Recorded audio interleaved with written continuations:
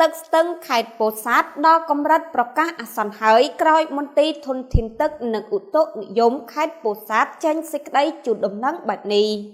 បើយោងតាមសេចក្តីជូនដំណឹងរបស់ក្រសួងធនធានទឹកនិងឧតុនិយមមន្ទីរធនធានទឹកនិងឧតុនិយមខេត្តពោធិ៍សាត់បានជូនដំណឹងនៅព្រឹកថ្ងៃទី20ខែវិច្ឆិកាឆ្នាំ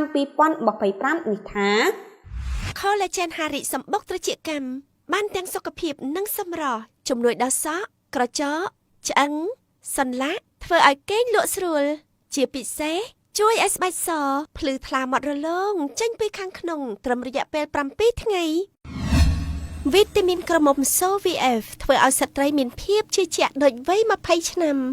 បន្ទាប់ពីបានធ្វើការសង្កេតតាមដានលើស្ថានភាពធាតុអាកាសខេត្តពោធិ៍សាត់រួចមកឃើញថាខេត្តពោធិ៍សាត់បានទទួលឥទ្ធិពលពីខ្យល់មូសុងមានល្បឿនពី2ទៅ5ម៉ែត្រក្នុង1វិនាទីមានភ្លៀងធ្លាក់ពីតិចទៅច្រើនគ្របដណ្ដប់ស្ទើរគ្រប់ទីកន្លែងទូទាំងខេត្តពោធិ៍សាត់ដែលជាហេតុបង្កជំនន់ទឹកភ្លៀងជាក់ស្ដែងនៅក្នុងខេត្តពោធិ៍សាត់ស្ថានភាពទឹកស្ទឹងពោធិ៍សាត់មានកម្ពស់ទឹកបានកើនឡើងក្នុងកម្រិតមួយដែលត្រូវប្រកាសអាសន្នដើម្បីត្រៀមលក្ខណៈការពារគ្រោះធម្មជាតិទឹកជំនន់តាមដងស្ទឹងដែលអាចកើតមានក្នុងខេត្តពោធិ៍សាត់មន្ទីរធនធានទឹកនិងឧតុនិយមសូមជម្រាបជូនថា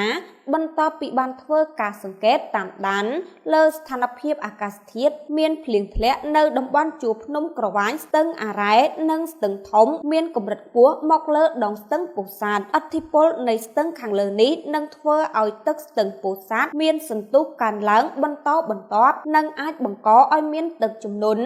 នៅក្នុងខេត្តពោធិ៍សាត់យោងតាមស្ថានភាពអាកាសធាតុខាងលើមន្ទីរធនធានទឹកនិងឧតុនិយមខេត្តសូមជម្រាបជូនដំណឹងដល់អាជ្ញាធរក្រុងស្រុកឃុំសង្កាត់គ្រប់លំដាប់ថ្នាក់និងប្រជាពលរដ្ឋទូទាំងខេត្តពោធិ៍សាត់ពិសេសប្រជាពលរដ្ឋរស់នៅតាមដងស្ទឹងពោធិ៍សាត់និងស្ទឹងពាក់ព័ន្ធសូមបង្កើនការយកចិត្តទុកដាក់ប្រុងប្រយ័ត្នខ្ពស់ដើម្បីជៀសវាងនៅគ្រោះថ្នាក់ផ្សេងៗ